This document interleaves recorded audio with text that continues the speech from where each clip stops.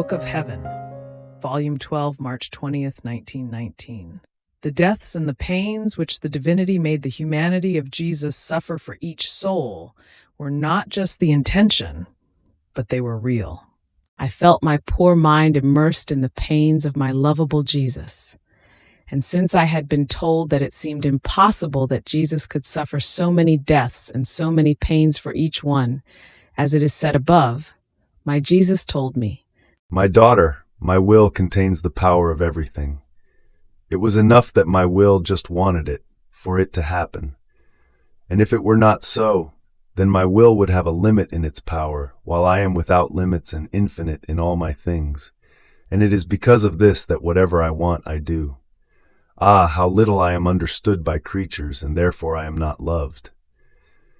You then come into my humanity, and I will let you see and touch with your hand what I have told you." At that moment, I found myself in Jesus, from whom the divinity and the eternal volition were inseparable.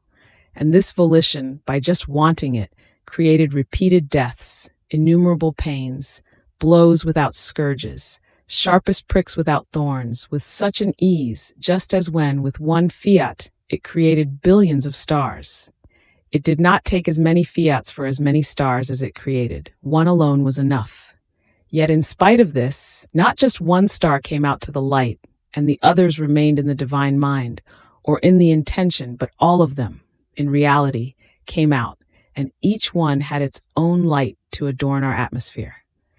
In the same way, it seemed that, in the heaven of the most holy humanity of our Lord, with its creative fiat, the divine volition created life and death as many times as it wanted. So finding myself in Jesus, I found myself at that point when Jesus suffered the scourging from the divine hands. By the eternal will's mere wanting so, without blows, without lashes, the flesh of the humanity of Jesus would fall off in pieces. Deep furrows were formed, but in such a harrowing way, in his deepest interior. The obedience of Jesus to that divine volition was such that his humanity would melt by itself, but in such a painful way that it can be said that the scourging which the Jews gave him was the image or the shadow of that which he suffered on the part of the eternal volition. And then, by the divine volition's mere wanting so, his humanity would compose itself. So it happened when he suffered deaths for each creature and all the rest. I took part in these pains of Jesus.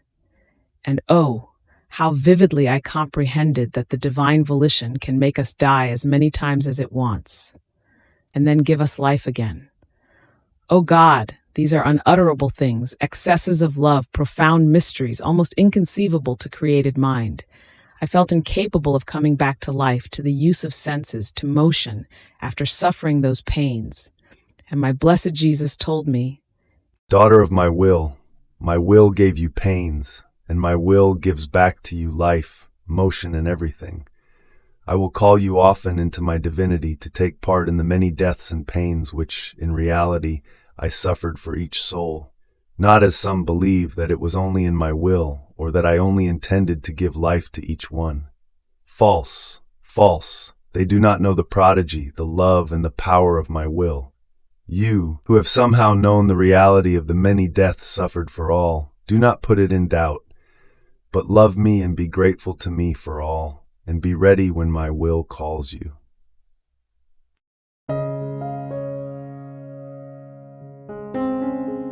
Thank you for being a part of our community here at Divine Will app. If you enjoy listening to Jesus' lessons on how to live in the divine will, please give this video a thumbs up. Your likes help us reach more souls yearning to live in the kingdom of the divine will. We'd love to hear your thoughts and reflections, so drop a comment below. Your insights not only enrich our community, but also inspire others on their spiritual journey. And don't forget to subscribe to our channel. By joining us, you're helping to spread the news of the kingdom of the divine will, so that together we can bring his kingdom to reign on earth as it is in heaven. In the divine will, always.